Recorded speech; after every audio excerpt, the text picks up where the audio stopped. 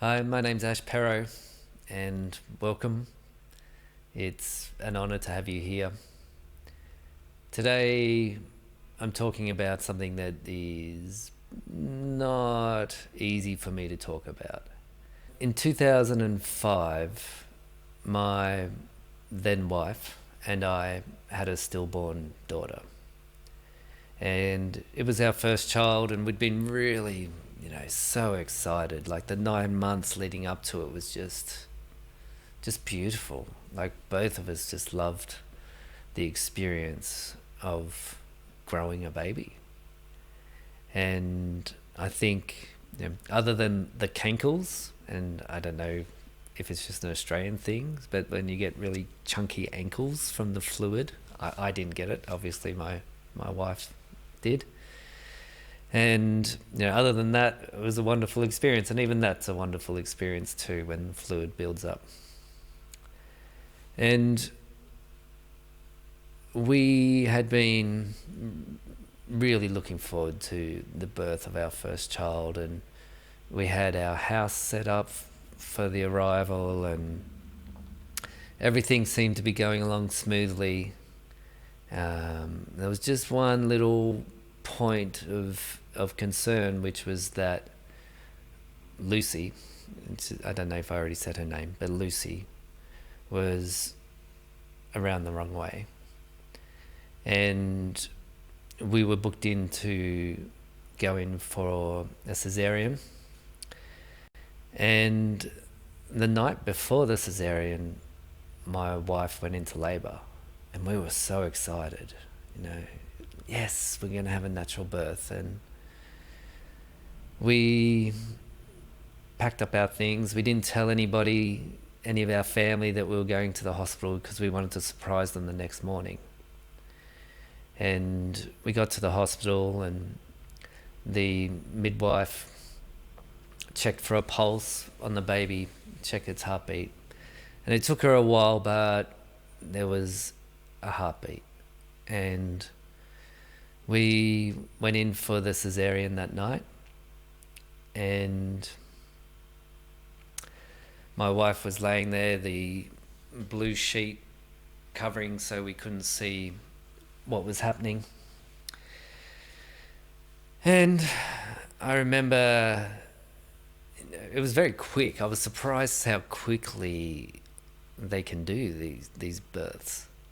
And I remember there was like this point where the pediatrician looked at the surgeon, and I was like, oh, what's going on? And they took our baby out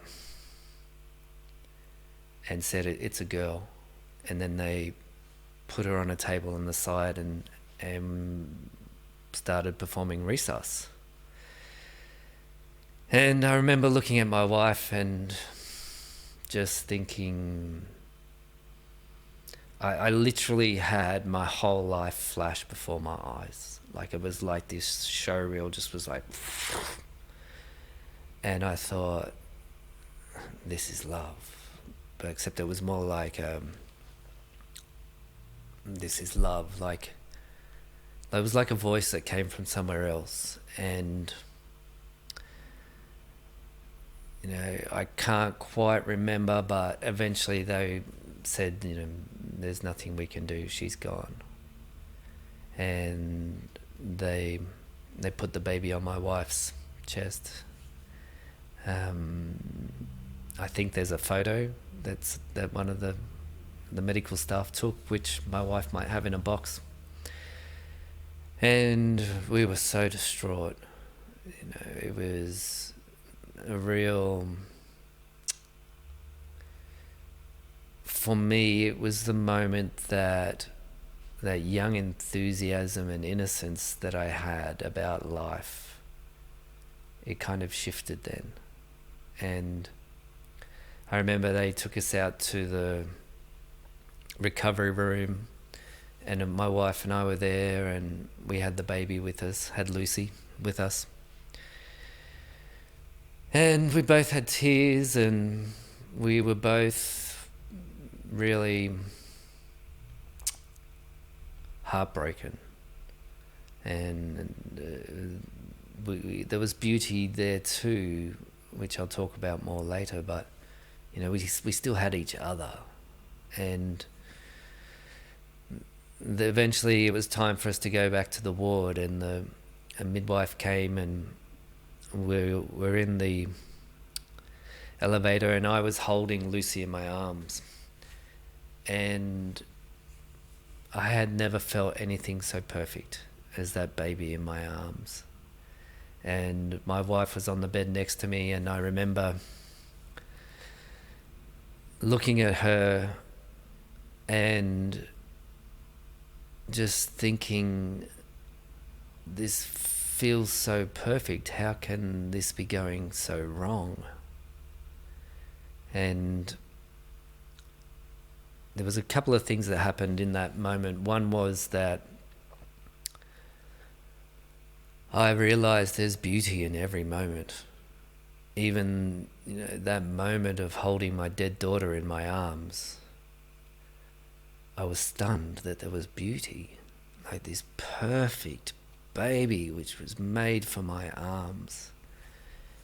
And there was great grief that she was dead. And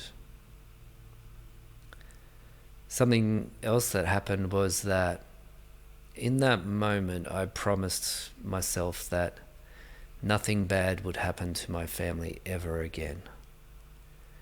And what actually happened was that was like this glitch that happened in my mind.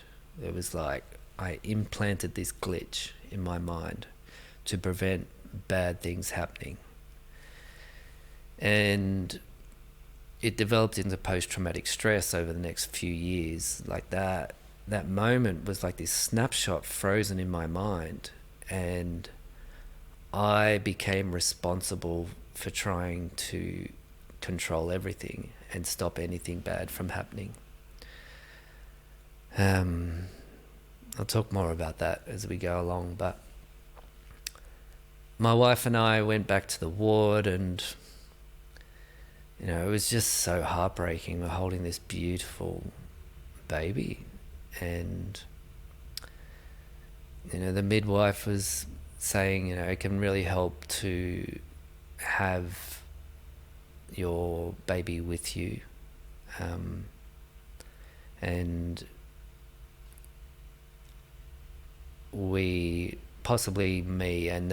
I still have guilt, I can feel it, but we decided, well, we'll just send the baby to the, it's not called the crib, to the place where all the other babies are. And they kept Lucy in a crib. And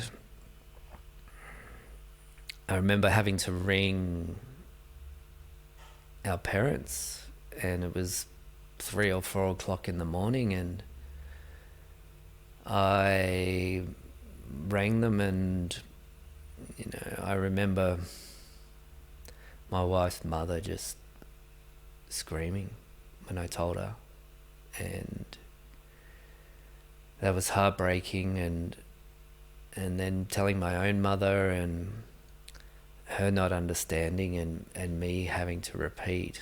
It was just so challenging. And over the next few days we stayed in the ward because my wife wasn't well with a cesarean, and needed to recover from the surgery. And I spent a lot of that time playing music, sitting in the parents' lounge until early in the morning, just playing guitar. And I've got such a, it was like my sanctuary. It was like this stuff is happening, but I have music. And it was difficult being on the ward and hearing the other babies crying. And even one of our friends had a baby on the same day, and that can be challenging, but it's also a gift. She's almost 16 now, and I see her and I think about my daughter Lucy, and that she would be that same age, and it's it hurts, but it's so beautiful to see somebody that was born on the same day and how beautiful she is. So, it was just such a challenging time, like going through to the funeral and having a funeral service for Lucy. And I remember carrying this white coffin out of the church and down the stairs, and a car of young people going past, and them just looking, and just like the heartbreak in their face. It was like, so it was all like a dream. It was like a dream, like a nightmare. Like, I don't know, I couldn't even process. I had detached. But I also remember the morning of the funeral, I was looking at a butterfly, and it was so beautiful, and thinking about the spirit of Lucy being with me, and that, I don't know, sometimes there's like such a presence that can come in grief. And I was reminded that in every moment there's beauty.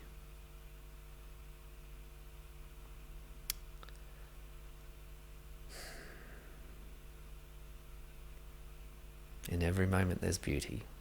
And I think about that now, people suffering, and I see things, and I look for beauty.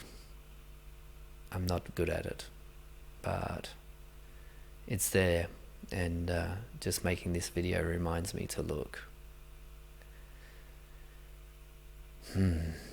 Okay. I think I'll save some of the other topics for another day, like the post-traumatic stress and what happened.